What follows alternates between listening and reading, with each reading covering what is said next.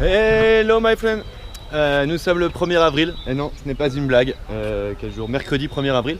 Je suis devant l'entrée de Montabou. Montabou, donc c'est là où j'ai passé la nuit, c'est là où j'ai pu avoir ce magnifique coucher de soleil. Montabou c'est un peu particulier, c'est une zone qui est contrôlée par le gouvernement, entre guillemets, il y a plein d'hôtels et c'est très prisé donc par les touristes indiens. Montabou c'est ici, tu dois payer un droit d'entrée de 10 roupies quand tu es par personne, donc c'est pas dingue. Et après tu as tous les hôtels et tu as le Sunset Point derrière. À côté de ça, je suis un petit peu inculte parce que je pense qu'il y a une histoire derrière tout ça, mais c'est vrai que je me suis pas assez renseigné et j'avais pas de connexion internet depuis hier, donc je me suis un peu laissé porter par le système. Pas forcément le voyageur qui s'instruit le plus, et je pense que ça je vais le développer parce que voilà, c'est des choses qui se mettent en place et au début ça m'intéressait pas forcément. Et je m'y intéresse de plus en plus. Donc au programme d'aujourd'hui, c'est d'aller en direction de Jodhpur. C'est une longue route, je vais prendre l'autoroute en majeure partie parce qu'il y a 250 km. Donc je vais au moins me faire 150 km d'autoroute. Mais comme prévu, comme promis, je vais vous faire partager en ce début de belle journée la route de montagne, les 50 premiers kilomètres là qui sont absolument fabuleux avant de redescendre sur les plaines, sur une grande plaine, et c'est là où je chope l'autoroute, donc après c'est un peu moins marrant. Bonne route ensemble, à tout à l'heure.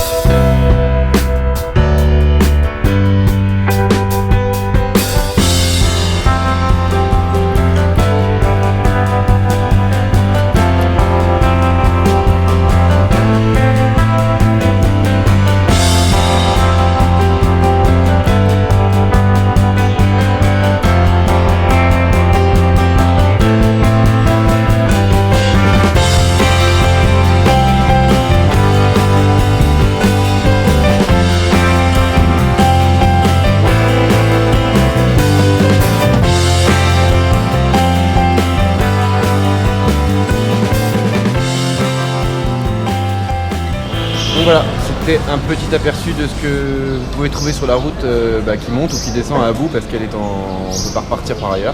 Mais c'est vraiment une jolie route de fin de journée comme de début de journée. Je me fais un petit thé, qu'on appelle chai ici. Oui, parce que les thés ici c'est qu'on il m'a fallu une semaine pour comprendre, un petit thé, maintenant je suis habitué.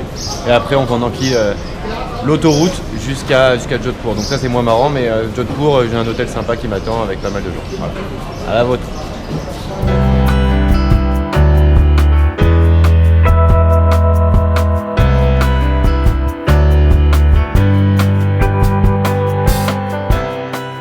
Une fois de plus, je vais vous épargner l'autoroute, qui était un moment sympa de mon voyage, c'est tout droit, mais ce jour-là, il faisait extrêmement chaud.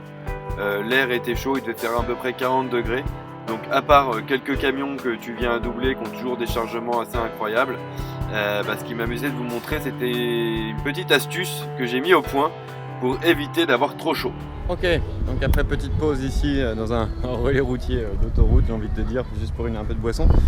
Je vais vous montrer comment je me rafraîchis quand il fait 35 et 40 degrés pendant la journée. C'est assez simple comme méthode, je vais vous montrer ça. En fait, vous allez voir, je vais poser la caméra ici. Poser la caméra là, comme ça, espérant que vous me voyez bien. Donc j'ai une bouteille d'eau qui est là, tu vois. En fait, cette bouteille d'eau, c'est de l'eau minérale que j'ai pris au robinet, c'est pas de l'eau que je bois, et en fait, je me la. Donc là, c'est brûlant.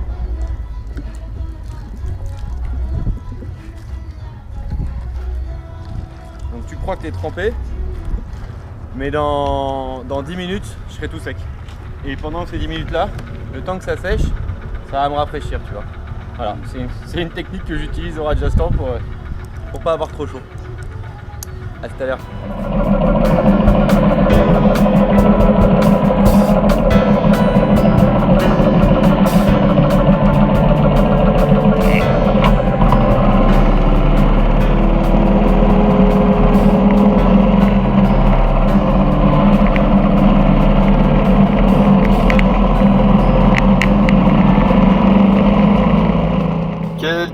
Quelle dégaine, j'en reviens pas. Bon bah ça c'est une opération, l'opération rafraîchissement, c'est quelque chose que je faisais 3-4 fois par jour, les jours de grosse chaleur, où je me mettais de l'eau sur moi-même. Regardez là comme je suis content, ça me rafraîchit partout. Le temps que ça sèche, ça prenait 5 minutes pour sécher. En attendant, j'ai quand même réussi à arriver à Jodhpur, après pas mal d'autoroutes. Et à Jodhpur, je suis retourné aux hostels. Hostels, c'est l'hôtel auquel j'étais à Udaipur, qui avait une ambiance vraiment top avec le rooftop et autres. Mais à Jodhpur, c'était beaucoup moins sympathique. On était d'abord que 3 dans l'hôtel, il y avait un Argentin, un Anglais et moi. Il faisait une chaleur de dingue, donc finalement j'ai passé qu'une nuit à Jodhpur, qui est une ville d'ailleurs qu'on appelle la ville bleue, mais que j'ai trouvé beaucoup moins jolie et beaucoup moins sympa que Udaipur, donc je vous recommande Udaipur. Là c'est l'arrivée aux hostels, donc je partirai qu'une nuit et le lendemain matin je prendrai la route pour Bikaner.